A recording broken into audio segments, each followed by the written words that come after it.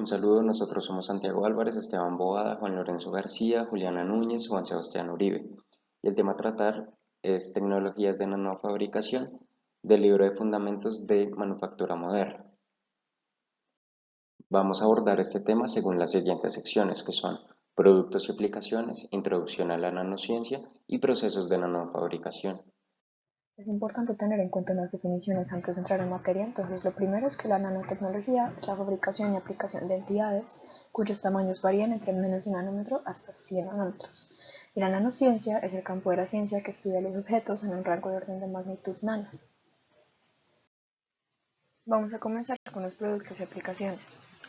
Estos se clasifican en tres categorías principales. La primera es la incremental, donde se usan nanopartículas en grandes cantidades para producir materiales con propiedades únicas. Esto se utiliza en las coberturas o en la energía solar. En estas tecnologías se utiliza un montón de incremental. La evolucionaria es cuando se utilizan también en grandes cantidades de nanopartículas, pero en este momento cada una cumple con un propósito específico. Entonces, por ejemplo, cuando se desarrollan químicamente las fotografías, cada nanopartícula tiene una función y cada nanopartícula extrae cierta información. Entonces, como que cada una está cumpliendo cierta función. Finalmente está la radical, que es la construcción de máquinas microscópicas. Se divide en dos: la manufactura molecular, que es donde se construye una entidad macroscópica por medio de manipulación entre átomos. Esta manipulación es o química o física con tecnologías como ya disponibles. Y después están los nanorobots, que son literalmente robots en la escala nano que tienen inteligencia, o sea, programación y agarraderas que les permiten físicamente ensamblar átomos y moléculas. El tema a tratar son las nanoestructuras de carbono. Existen dos tipos principales de configuraciones que son los nanotubos de carbono y el fullereno. En los nanotubos de carbono son una estructura molecular que consiste en la unión de átomos de carbono que forman un tubo. Existen dos principales configuraciones que son los tubos de una sola pared o los de múltiples paredes. Los de múltiples paredes tienen la característica de ser de mayor tamaño. Tienen un diámetro aproximado de 20 nanómetros y se tiene un largo récord de 18 milímetros, mientras eh, los de una sola pared tienen un largo aproximado de 100 nanómetros y unos pocos nanómetros de diámetro. Como pueden presentar varias configuraciones, presentan también diferentes propiedades correspondientes. Entonces son atractivos debido a que en ciertas estructuras y configuraciones presentan mejor conductividad eléctrica que el cobre y debido a la baja resistencia eléctrica que estos presentan, estos nanotubos no se calientan tanto. También pueden llegar a tener una conductividad térmica que puede ser muy alta. Ahora, en el fullereno parte de una molécula que es la C60, que contiene exactamente 60 átomos de carbono, formando una esfera simétrica. Esta consiste de 12 caras pentagonales y varias caras hexagonales. Estas esferas se pueden unir entre sí formando enlaces de Van der Waals. A la unión de estos como grupos se les conoce como fullerita. Tienen la característica de ser un aislante térmico en condiciones normales y un conductor cuando se les introduce un metal alcalino como lo puede ser el potasio, pero a 18 grados Kelvin se comporta como un superconductor. Entonces, tiene también una aplicación potencial en la medicina, dada su condición de tener múltiples puntos de unión, cada átomo.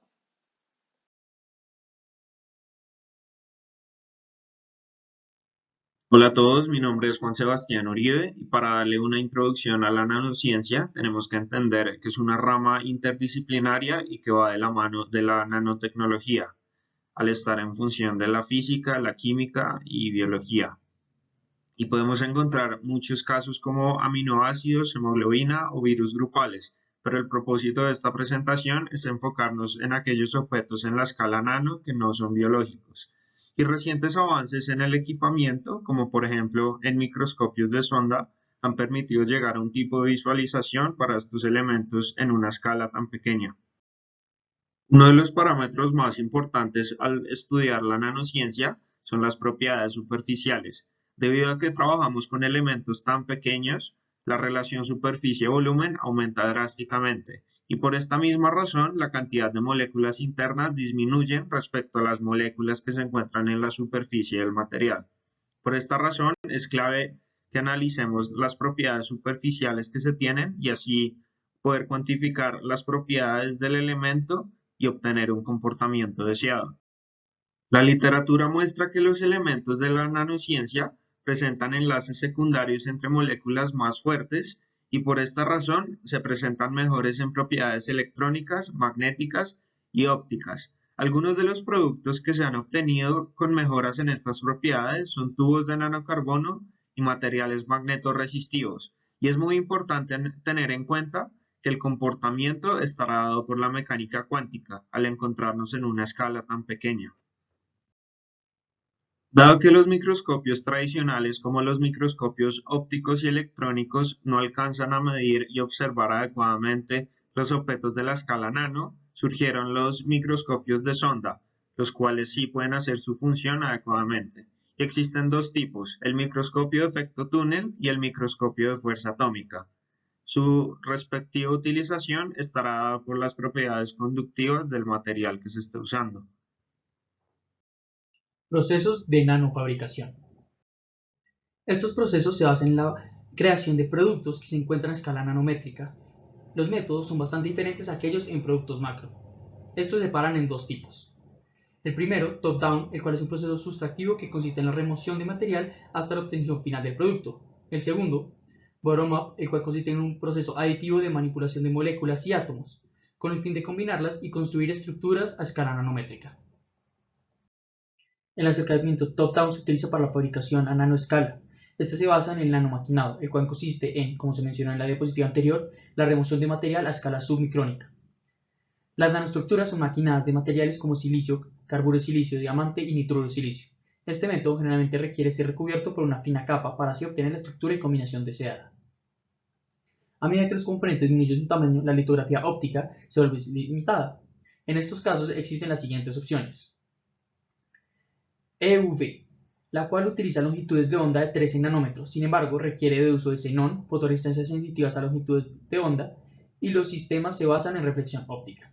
Un segundo caso es el haz de electrones. Este alcanza resoluciones de 10 nanómetros y se puede utilizar sin máscara, pero requiere mucho tiempo.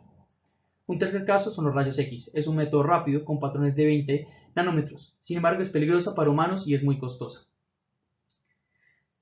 Por último, existe la litografía suave. En este existen dos casos. La microimpresión consiste en la deformación mecánica de una resistencia termoplástica en la superficie del substrato.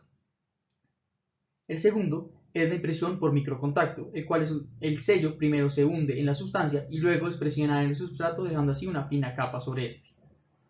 Estos procesos también se pueden aplicar a nanoescala, permitiendo una resolución de hasta 5 nanómetros.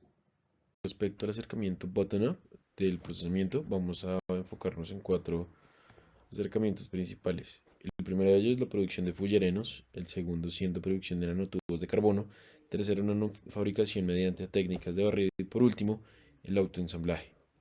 Arrancamos hablando en la producción de fullerenos, en la cual nos basamos en el negro de carbono grafito, en el cual se hace pasar una corriente eléctrica entre los electrodos de este material con el fin de generar estos enlaces que forman este tipo de estructuras. Como resultado de estas uniones, de esta corriente, flujo de corriente, se generan estructuras con 20% o menos fullerenos de carbono, 75% fullerenos de 60 y 5% fullerenos de mayor peso molecular. En este caso se busca clasificar y quedarnos con las mejores propiedades de los fullerenos, que son los fullerenos C60. Y con el fin de separarlos y para poder separarlos se usan diferentes disolventes que filtran los sólidos insolubles de carbono, que en este caso son los C60, que son los que se recuperan o se sobran en el proceso, por decirlo de alguna manera, y después se clasifican teniendo en cuenta su tamaño, en escala nanométrica, obviamente. Por el lado de la producción de nanotubos de carbono, se busca un enfoque más de producción en masa, producción en grandes cantidades, de un tipo de producto en específico, que en este caso son los nanotubos, valga la redundancia. Y este tipo se logra por 3 métodos diferentes: evaporación láser, técnicas de arco de carbono y disposición de vapor químico. Estas técnicas se usan en la mayoría de las industrias, ya que esta estructura es muy apetecida por varias industrias gracias a sus propiedades físicas y químicas. En la nanofabricación mediante técnicas de barrido se utiliza más la modificación de estas estructuras ya características en la escala nanométrica. En este caso nos basamos en dos tipos de manipulación: el lateral, que se basa en mover o transferir lateralmente sobre la superficie el átomo o la molécula o el grupo de átomos o moléculas hasta llegar al punto deseado donde se quiere dejar la molécula, sin despegarla totalmente de la superficie, por decirlo de manera, sin romper el lazo que existe entre la molécula y la superficie. La vertical, por otro lado, separa la superficie con fuerzas externas y ya se genera la traslación a otra posición más lejana o en otro lugar o en otra nanoestructura, en donde ya se rompen los lazos entre la superficie y la partícula. Esto genera que los procedimientos sean extremadamente costosos, que se necesiten ultra bajas temperaturas y ultra lugares con cero cantidad de polvo, por decirlo de alguna manera, muy limpios y con un vacío extremadamente alto, con el fin de evitar la mayor cantidad de impurezas posibles. Por último, en el autoensamblaje podemos ver cómo nos basamos principalmente en procesos fundamentales de la naturaleza, en cristalización de materiales que se generan naturalmente en el paso del tiempo, y con eso se usan técnicas de emulación o de envase a esta naturaleza con el fin de llegar a estas estructuras deseadas, que en muchos casos son más baratas y es el método más predilecto al momento de hacer este tipo de procesamientos en nanotecnología.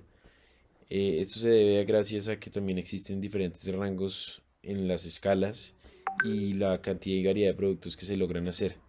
Entonces, con esto se generan diferentes categorías, como lo son la formación de matrices bidimensionales como monocapas y la fabricación de objetos nanométricos como los ejemplos anteriores.